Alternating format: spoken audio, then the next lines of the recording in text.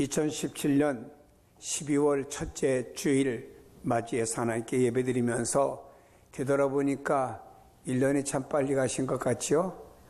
예, 참 빠릅니다. 이러다 보니 우리가 하나 느끼는 것이 있습니다.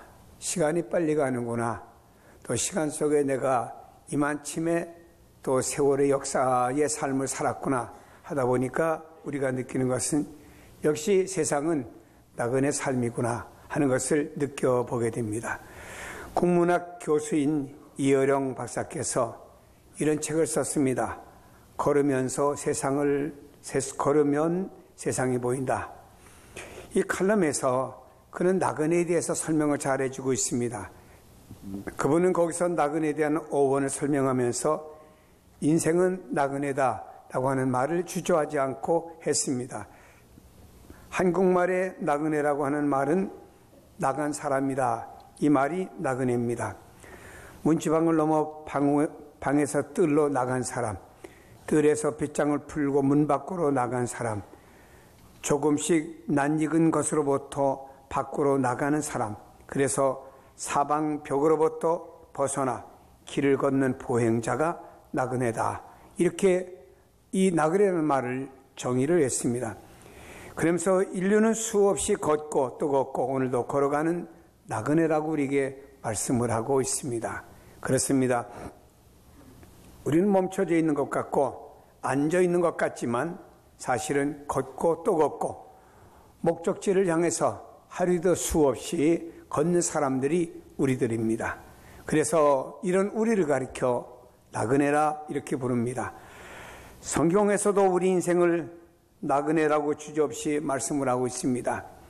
야곱이라는 사람이 130세가 되었을 때 그동안 죽은 줄 알았던 아들 요셉이 애굽에서 국무총리가 되어 잘 살고 있다는 소식을 들으면서 애굽으로 찾아가게 되었습니다. 죽은 줄 알았던 아들을 상봉하게 되었고 애굽에서 요셉이 국무총리가 되었을 때 애굽의 왕인 바로가 요셉의 아버지가 왔다는 소식을 듣고 궁궐로 초청을 했습니다. 그 자리에서 야곱에게 어르신 연세가 얼마십니까? 라고 물었을 때 야곱이 바로에게 이렇게 말했습니다. 내 나그네 길에 세월이 130년이니다. 내 나이가 얼마 되지 못하니 우리 조상의 나그네 길에 연조에 미치지 못하나 짧고 험악한 세월을 보내었습니다. 라고 대답을 했습니다. 여기 보니까 그는 나이가 130세였습니다. 그러나 초보였던 아브라함은 175세에 돌아가셨고 또 아버지 이삭은 180세에 돌아가셨습니다. 난 아직까지 부모님의 연세만큼 살지 못하고 있습니다. 라고 하면서 그는 자기 자신의 그 나그네임을 고백하고 있습니다. 그래서 이렇게 말합니다. 짧고 험악한 세월을 보내었습니다. 나는 나그네 인생을 보냈다라고 표현을 하고 있습니다. 그는 나그네 인생을 사는 동안에 너무나 험악한 세월을 많이 보냈습니다. 때로는 요셉이 그 형제들의 미움에 의해서 그가 죽은 줄 알았습니다. 그래서 아버지로서의 가슴을 부여잡고 내 아들이 죽다니, 가장 사랑하는 내 아들이 죽다니 하면서 밤을 지새우면서 음식도 먹지 못하고 쓰라린 가슴을 안고 있었던 험악한 세월을 그는 바로 앞에서 고백을 했습니다. 그런가 하면은 가나안 땅에 하나님이 아브라함에게 주시겠다고 언약했음에도 불구하고 아직까지 그 땅에서 유리 방황하고 안주하지 못하는 이런 야곱의 생애지요. 그런가 하면은 구약에도 믿음의 사람들에게는 영원한 안식처, 천국에 대한 소망을 바라보며 살았기 때문에 그들은 이 땅에서는 가나안 땅, 즉 구약에서 가나안 땅이지만 신약에 와보면 영원한 하나님의 나라를 바라보고 그가 살았던 것입니다. 여러분, 믿음의 조상들은 하나님의 나라에 대한 소망을 가지고 믿음으로 오늘을 굳건히 했고 믿음으로 고난과 어려움이 있어도 참고 살아갔던 삶의 모습을 우리가 볼 수가 있습니다. 그렇습니다.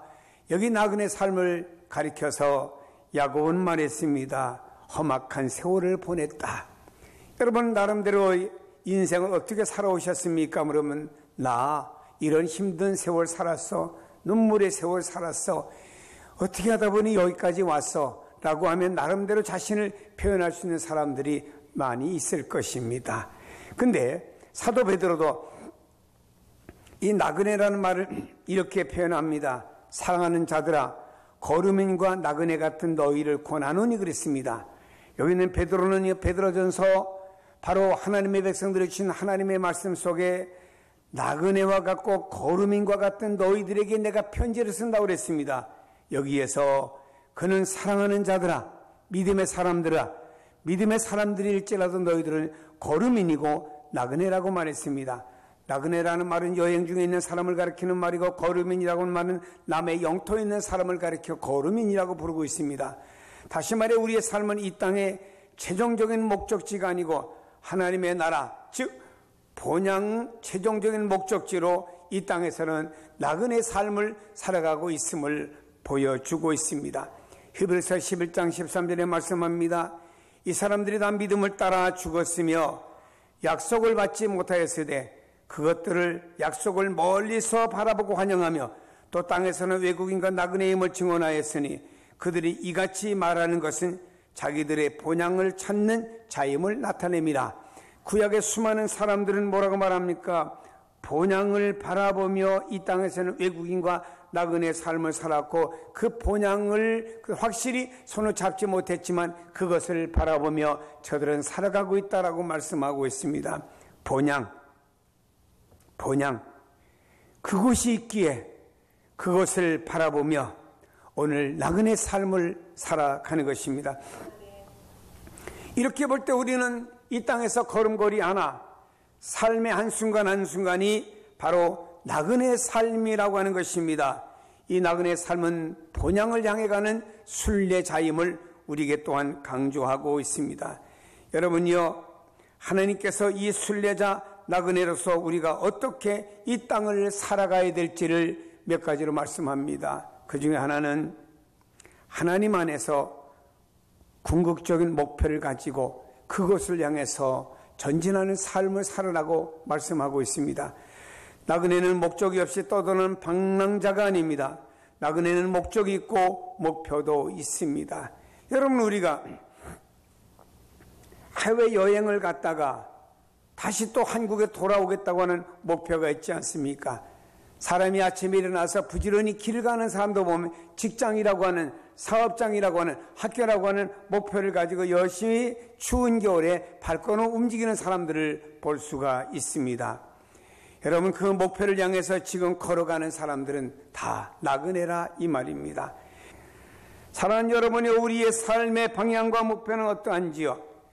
여러분은 하나님 안에서 분명한 목표와 방향을 정하고 사시는지, 이것이 흐트러지지 않고 선명하게 여러분 가슴속에 살아있어야 됩니다.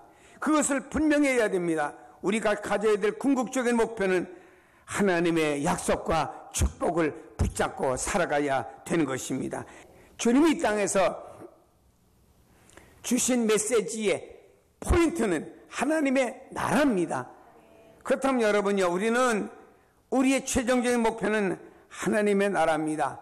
그리고 그곳에 갔을 때 우리가 이 땅에서 나그네 삶을 어떻게 살았느냐에 따라서 주시는 하나님 주시는 상급을 바라보며 이 땅에서 나그네 삶을 잘 걸어가시기를 주의 이름으로 축복합니다. 다음에 나그네 삶을 살아가는 우리에게는 말입니다, 하나님 안에서 쉼이 필요합니다. 인생의 여행길을 온전히 끝까지 잘 가기 위해 필요한 것은 쉼이에요. 우리가 고속도로에 차를 몰고 갑니다. 그러면은 가끔 이런 문자 메시지 내지 이런 것들이 우리 귀에 들어옵니다.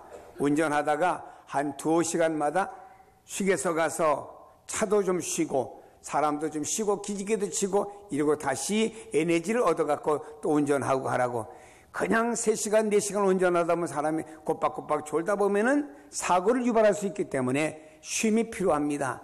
세상에서 운전을 해도 쉼이 필요해요.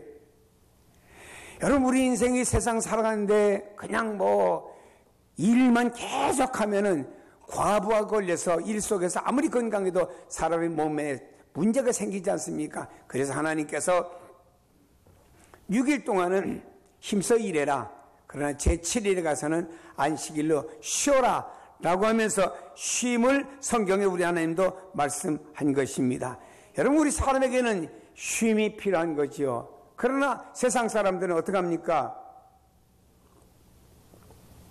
세상에서 5일 근무하고 토요일날 쉬어야 돼, 북잠 잡니다. 주일날도 쉬어야 돼, 푹 쉽니다. 그런다고 해서 어떤 에너지가 다시 회복됩니까? 아닙니다. 우리의 쉼은 하나님 안에서 쉬어야 됩니다. 주님 안에서 쉬어야 될 줄로 믿습니다. 야곱이 하란으로 가는 도중에 해가 저물었습니다. 캄캄한 밤에 사막길입니다. 더 이상 갈 수가 없습니다. 그는 고난 몸을 끌고 이제 여기까지 왔으니 좀 이제 내가 쉬어가야겠다 하면서 잠을 청합니다. 그런데 그곳에서 잠을 청하는데 하나님께서 쉬고 있는 그곳에 하나님이 누구에게? 야곱에게 찾아오신 것입니다. 그렇다고 하면 야곱은 그곳에서 베델에서 하나님과 함께 쉰 겁니다. 하나님이 함께 하셔서 하나님과 더불어 함께 쉰 거죠. 여러분, 야곱이 쉼을 위하여 잠이 들었을 때 하나님께서 그에게 찾아와서 하나님과 더불어 쉼을 누리는 모습을 상상해 보세요. 그는 꿈속에서 하나님을 만났습니다. 하나님과 함께 했습니다. 하나님 안에서 안식을 얻습니다. 바로 이런 휴식이 우리에게 필요한 것입니다. 잠을 자든 아니면 일을 하든 일을 잠시 놓고 잠시 의자에 앉아있던지 간에 우리의 모든 쉼은 주님 안에서 이루어져야 됩니다. 그렇다고 우리가 잘 때마다 하나님이 내게 오셔서 아무개야 하고 말씀하시는 이런 꿈을 꾸는 쉼은 아닙니다. 중요한 것은 우리의 모든 것을 하나님께 맡기는 거예요. 여러분이요, 하나님 안에 쉼을 갖기를 바랍니다. 주님 안에 쉼을 갖기를 바랍니다. 여기에 진정한 쉼이 우리 안에 있고 이런 쉼을 얻는 사람이 나그네 길을 잘 갈 수 있는 줄로 믿습니다. 다음에 여러분, 우리가 기억해야 될 것이 있습니다. 그것은 뭐냐? 나그네 삶을 살아갈 때 꼭 기억해야 될 것이 있어요. 하나님이 나와 함께 하신다. 야곱이라는 사람은 지금 홀로 길을 걸어가고 있습니다. 삼촌 라반의 집을 향해서 아버지와 어머니를 뒤로하고 형에서가 죽이겠다고 하니까 얼른 도망 나오니 제대로 뭔가 챙겨온 것도 없잖아요. 도망 나와서 홀로 터벅터벅 길을 가다가 밤이 되면 잠을 자고 또 터벅터벅 길을 갑니다. 홀로 갑니다. 홀로 사람이 길을 걸어갈 때는 얼마나 외롭고 힘든지 몰라요. 여기는 야곱이요, 혼자 가는 거예요. 혼자 가는 겁니다. 근데 혼자 길을 가는데 베델에서 말입니다. 잠을 자려고 누워있는데 나 홀로 이곳에서 하늘 바라보며 하늘을 입을 삼아 땅을 요 삼아 잠을 자는구나 하고 누워있는데 그날 밤이었습니다. 하나님께서 환상 중에 나타나서 야곱아, 내가 너와 함께 있어. 내가 어디로 가든지 내가 너를 지키며 내가 너를 이끌어 이 땅으로 다시 돌아오게 할지라. 내가 내게 허락한 것을 다 이루기까지, 내게 허락한 약속과 내게 허락한 축복을 다 이루기까지 내가 너를 떠나지 아니하리라. 임마누엘의 하나님의 말씀을 들은 줄로 믿습니다. 다시 말해, 여기 있는 야곱은요, 홀로인 줄로 알았습니다. 홀로 터벅터벅 하란으로 가는 줄 알았습니다만 홀로가 아니었고 그곳에 하나님이 찾아오셔서 함께 해주셨다라고 하는 것입니다. 하나님이 함께 해주시겠다고 하는 것입니다. 그 하나님으로 인해서 이제는 하나님과 더불어 함께 가기 때문에 그 나그네 길이 외롭지 않다, 이 말입니다. 외롭고 힘든 길이었습니다만 하나님이 함께 하니까 힘을 내어서 그 길을 잘 갈 수가 있었다라고 하는 것입니다. 하나님을 의지해서 하나님과 동행하면서 험난한 나그네 길을 잘 걸어가는 야곱이 된 줄로 믿습니다. 우리는요, 야곱과 같이, 그리고 구약의 이스라엘 백성들과 같이 광야길을 걸어가서 오늘 우리를 가리켜서 광야교회라 이렇게 부릅니다. 여러분, 구약 성경에 보니까 하나님께서 이스라엘 백성들에게 얘들아, 이 사막길에 너희들만 가는 것이 아니고 내가 너희와 함께 죽은다 라는 표시를 낮에는 구름 기둥이었고 밤에는 불 기둥으로 그들에게 보여주신 것입니다. 그래서 그걸 바라볼 때마다 이스라엘 백성들은 하나님이 이 광야에 우리만 가는 것이 아니고 하나님 우리와 함께 하시네, 그 시각적으로 보이게 만들어 주었습니다. 그러나 신약에 와서는 말입니다, 하나님께서 우리와 함께 하심을 뭐 이렇게 구름 기둥과 불 기둥을 가지고 보여주는 게 아닙니다. 여기 성경에 구름 기둥과 불 기둥은요 다른 것이 아니고 신약에 와서는 성령님을 가리키십니다. 성령님이 내 안에서 나와 함께 세상 끝날까지 나와 동행하시는 줄로 믿습니다. 그래서 하나님의 나라 궁극적인 목적지를 향해서 나그네 길을 잘 걸어가도록 우리를 도와주시는 분이 하나님이신 줄로 믿습니다. 사람이 이 땅에서 많은 사람과 함께 살아가면 좋은 것 같습니다만 그런 말 있잖아요. 군중 속에 고독이 있다고 그래요. 고독이. 여러분 예수님 보세요. 주변에 얼마나 많은 제자들이 있고 많은 사람들이 주님을 따라다녔습니까? 그러나 주님은 고독하셨어요. 왜냐? 제자들이 주님의 십자가를 이해하지 못했습니다. 그 제자들이 주님과 끝까지 함께하지 못했습니다. 십자가 앞에 놓으니까 걸음아 나 살려라 다 도망가버리고 만 겁니다. 주님은 고독하게 홀로지요. 그러나 주님은 고독하다 나 홀로다 눈물 흘리면서 겟세마네 동산에서 우신 주님이 아니셨습니다. 주님은 아버지가 내 안에 계시고 내가 아버지 안에 있고 아버지와 내가 하나입니다. 이와 같이 교회도 나와 더불어 하나가 되게 하소서라고 고백하는 거 보니까 예수님은요 늘 아버지와 함께 하셨습니다. 야곱도 고독하지 않았습니다. 자기 홀로인 줄 알았는데 하나님이 그 광야에 아무도 없는 가운데 하나님이 그곳에 함께 하셨습니다. 그렇습니다. 여러분이요 여러분도 고독하지 않습니다. 하나님께서 여러분과 함께 하시기 때문에 고독하지 않습니다. 주님이 말씀하십니다. 세상 끝날까지 내가 너희와 함께 있으리라 약속했습니다. 믿으시기를 바랍니다. 이걸 믿어야 돼. 이 의식이 분명합시다. 하나님께서 함께 하신다. 하나님 나를 도와주신다 라고 하는 의식이 분명해야 됩니다. 두 명의 제자가 예루살렘에서 엠마오로 터벅터벅 걸어갑니다. 우리가 주님을 따랐는데 주님께서 십자가에서 처참히 달려 돌아가시다니 이제 우리의 소망이 없어지고 우리의 목적이 없어져 버렸어. 이제 고향 땅으로 돌아가서 남은 생애를 살아야지 하면서 터벅터벅 엠마오로 내려가고 있는 두 명의 제자인데 누군가 옆에서 같이 한 사람이 길을 가게 됩니다. 두런두런 세 사람이 이렇게 함께 길을 갑니다. 그리고 나서 엠마오에 도착해서 함께 왔던 사람 중에 한 사람이 떡을 떼가지고 기도하고서는 엠마오로 내렸던 두 명의 제자들에게 띄워주니까 눈이 확 밝아져가지고 말입니다. 주님이신 걸 알았습니다. 그때 주님이 우리가 엠마오로 내려오는 길에 우리만 온 것이 아니구나. 주님이 동행해 주셨구나. 부활하신 주님을 만났다고 하면서 그 즉시 일어나서 다시 예루살렘으로 단숨에 걸어 뛰어가서 우리가 부활하신 주님을 만났다고 고백한 엠마오로 내렸던 두 명의 제자 아닙니까?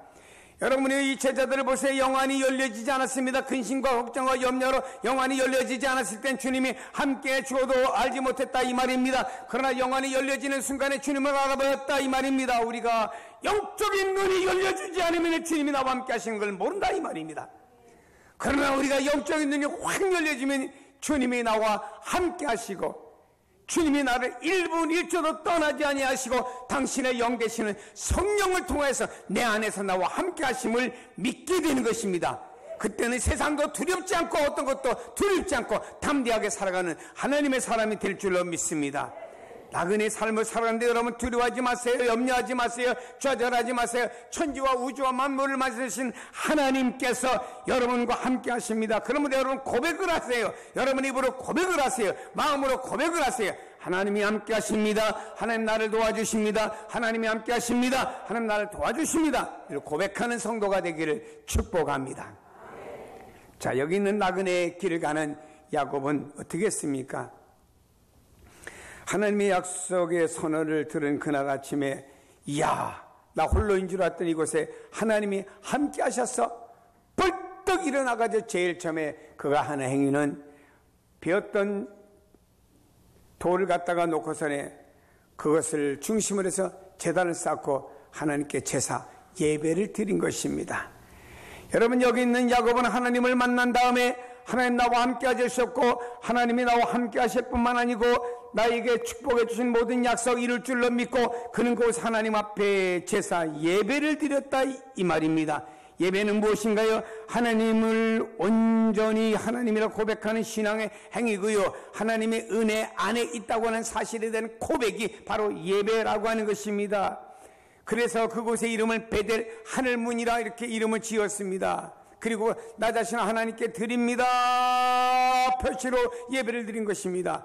나와 함께 하시면 나의 하나님이 되실 것이요, 나의 하나님께서 온전히 예배하며 하나님께 주신 것의 11조를 드리겠습니다 약속을 하고, 그는 하나님과 함께, 이제까지는 홀로인 줄 알고 발걸음 터덜터덜했었는데 이제 하나님 약속해 주었고 축복을 약속하고 하나님이 함께 하심을 믿고 그 나머지에 가는 이 야곱의 발걸음을 얼마나 힘이 썼는지 모릅니다. 가면서 두런두런 얘기합니다. 하나님, 나 홀로 애삼촌 라반네 집으로 가는 줄 알았어요.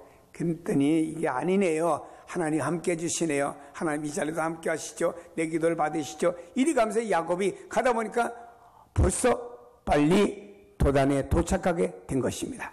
사랑하는 여러분이요, 오늘 우리는 기억해야 됩니다. 여기 있는 야곱이 제일 처음에 하나님이 임마누엘을 경험하고 난 다음에 제일 먼저 행한 행위는 나와 함께 하셨고 나에게 주신 약속을 이루실 그 하나님을 찬양합니다. 예배드립니다. 예배를 드린 겁니다. 자신의 삶을 드리는 게 예배예요. 자신의 삶 속에 함께 하심을 감사함으로 드렸다라고 하는 것입니다. 사랑하는 여러분, 하나님 앞에 있음을 고백하고 하나님이 약속한 축복을 주실 것을 믿고 바라보며 하나님께 드려지는 행위가 예배입니다. 성경 말씀합니다. 하나님께서는요, 예배하는 자를 찾으신다. 여기 예배하는 자를 여러분 찾으세요. 놀러 간 사람, 관광 간 사람, 볼일 보러 간 사람을 찾지 않습니다. 하나님은 예배하는 자를 찾는다 라고 말씀하고 있습니다. 그래서 우리는 예배를 소중히 여기고 새벽 예배도 나오고 주일날 낮 예배도 나오고 테마 예배도 나오고 어떻게든지 하나님 앞에 예배를 한 번이라도 더 드리려고 애쓰고, 그래도 이것이 또 모자라니까 집으로 돌아가서 식구들 다 모여라 해서 우리 하나님께 예배 드리죠. 또 가정 예배를 드리고, 그래서 예배를 드리는 겁니다.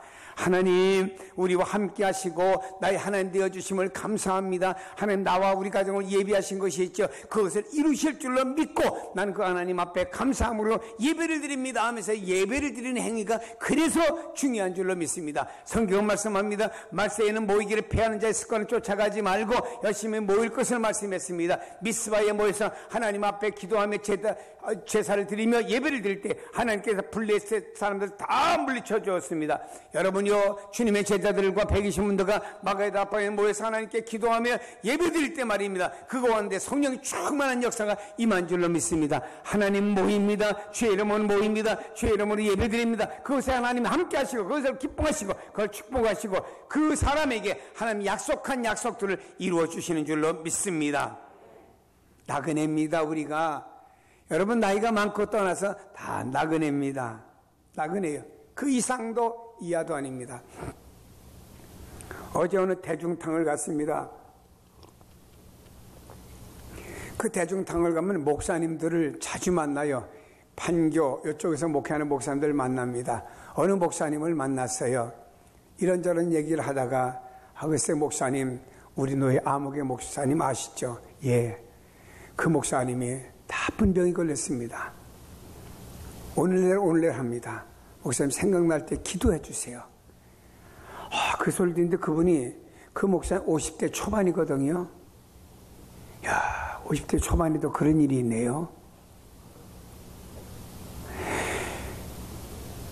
내일 일은 누구도 몰라요. 그저 하루하루 나그네 삶을 살아가는 겁니다. 나그네 삶을 살아가는 우리들은 이제 하나님 약속하신 것 있죠. 하늘에 부르는 하나님의 나라 상 있죠. 그걸 바라보면서 살아갑시다. 그리고 여러분, 우리가 이 땅에서 진정한 쉼이라고 하는 것은요, 우리는 하나님 안에서 쉬어야 됩니다. 그리고 우리는 이 땅에서 하나님 나와 함께 하셔. 따라합시다. 하나님께서 나와 함께 하십니다. 이 믿음 갖고 사세요. 여러분이 만질 수 없고 볼 수 없지만, 그러나 하나님은 예수를 믿는 여러분과 함께 하시는 줄로 믿습니다. 그리고 우리는 예배를 통해서 받은 바 은혜를 하나님께 돌려드릴 수 있는 성도가 다 되기를 주의 이름으로 축복합니다.